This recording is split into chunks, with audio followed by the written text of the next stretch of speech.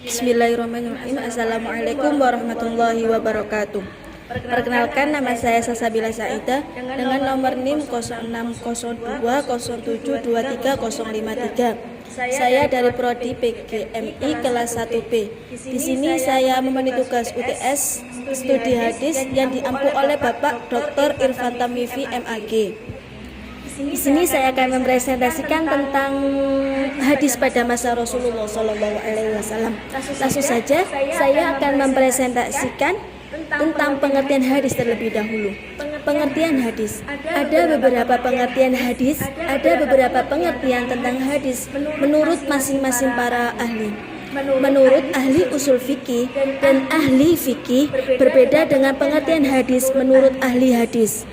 Hal ini terjadi karena disebabkan adanya perbedaan bidang kajian mereka masing-masing.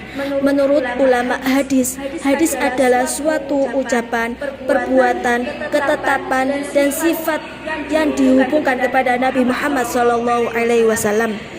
Dalam pengertian ini tidak saja terbatas pada hadis-hadis setelah Rasulullah SAW diangkat menjadi Rasul, tapi juga sebelumnya, seperti masalah persemedian Nabi Muhammad SAW di Gua Hira. Dalam definisi ini terlihat bahwa hadis mencakup seluruh kehidupan Nabi Muhammad SAW. Ulama hadis juga mengidentifikasikan bahwa semua gerak-gerik Nabi Muhammad sebagai pribadi yang hebat dan pantas diteladani sebagai suri teladan yang baik. Menurut ulama usul fikih, hadis adalah suatu ucapan, perbuatan, ketetapan yang ada kaitannya dengan hukum. Pada dasarnya, pengertian hadis menurut ulama usul fikih dan ulama hadis itu sama.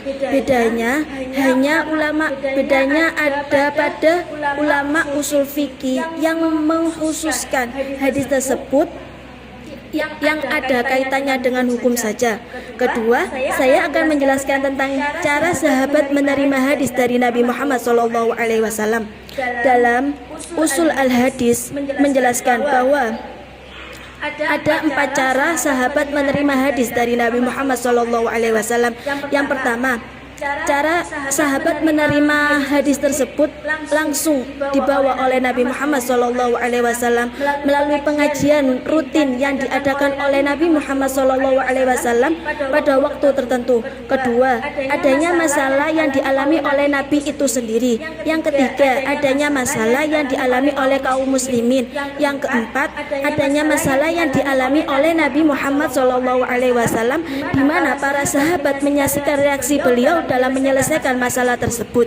Di sini bisa disimpulkan bahwa Nabi Muhammad membawa risalah tersebut bukan hanya sekedar membacakan ayat-ayat Al-Quran saja, tapi juga memberikan penjelasan ayat-ayat yang disampaikannya. Yang ketiga, saya akan menjelaskan tentang penulisan hadis pada masa Rasulullah SAW. Masa Rasulullah yang dimaksud masa Rasulullah SAW di sini adalah masa kerasulan, yakni sejak Rasulullah SAW diangkat menjadi nabi atau rasul sampai akhir hayatnya. Pada masa ini berlangsung selama 23 tahun yang berdasarkan tempatnya dibagi menjadi 2 periode, yaitu periode Mekah 13 tahun dan periode Madinah 10 tahun. Pada masa ini juga aktivitas penulisan hadis berlangsung di samping aktivitas penulisan Al-Quran.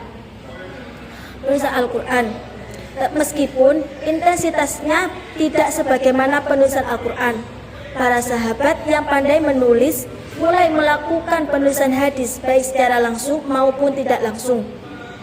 Di antara sahabat yang pandai menulis hadis adalah Jabir bin Abdullah, Abdullah bin Amr bin As, Anas bin Malik, dan Abu Hurairah ad-Dausi. Penulisan hadis pada masa sahabat Nabi di samping ditujukan untuk kepentingan catatan pribadi atau kepentingan pribadi, juga untuk kepentingan mengajar. Penghimpunan hadis yang ditulis oleh sahabat dengan sungguh-sungguh pada dasarnya mulai dilakukan mulai dilakukan pada akhir-akhir kehidupan Nabi Muhammad SAW, yaitu sejak Nabi memberi izin kepada siapa saja yang ingin menulis dan sanggup untuk melakukan penulisan hadis tersebut. Penulisan hadis tersebut tentu saja dengan sepengetahuan Nabi Muhammad SAW, sebab beliau Nabi Muhammad SAW tidak mungkin membiarkannya begitu saja.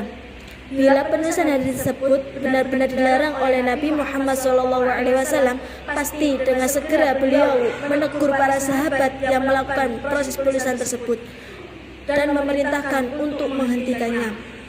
Sebagian besar umat Islam, termasuk saya sendiri, selama ini memahami atau menganggap bahwa sejarah penulisan hadis belum ada pada masa Rasulullah SAW.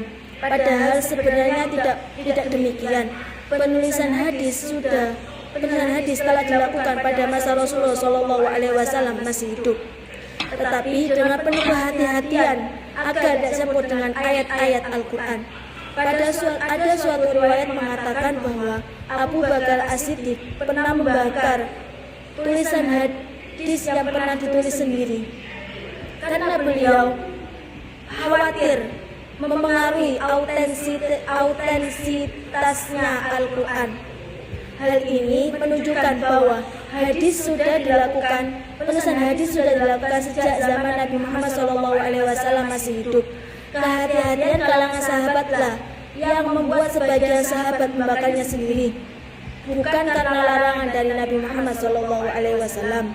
Selanjutnya saya akan membahas tentang pemeliharaan hadis. Di samping pemeliharaan Al-Quran, pada masa Rasulullah SAW juga dilakukan aktivitas pemeliharaan hadis.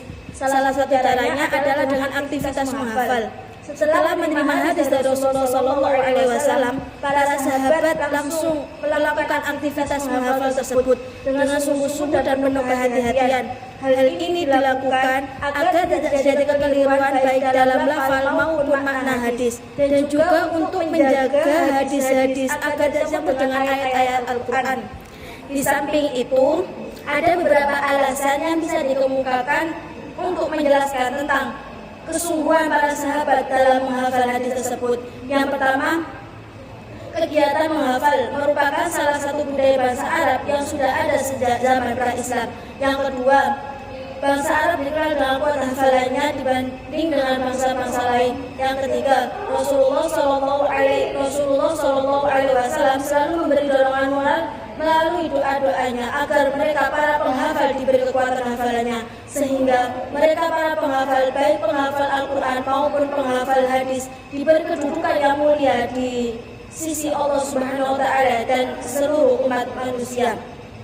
Yang keempat, Rasulullah SAW seringkali menyajikan kebahagiaan akhirat kepada para penghafal hadis tersebut dan menyampaikannya kepada orang lain. Selain aktivitas menghafal, dalam pemeliharaan hadis juga dilakukan aktivitas menulis. Di antaranya para sahabat yang sudah banyak menulis hadis Nabi adalah sebagai berikut. 1. Abu Bakar As-Siddiq. Menurut Aisyah, putri beliau, bahwa Abu Bakar As-Siddiq telah mengumpulkan hadis Nabi sebanyak 500 buah.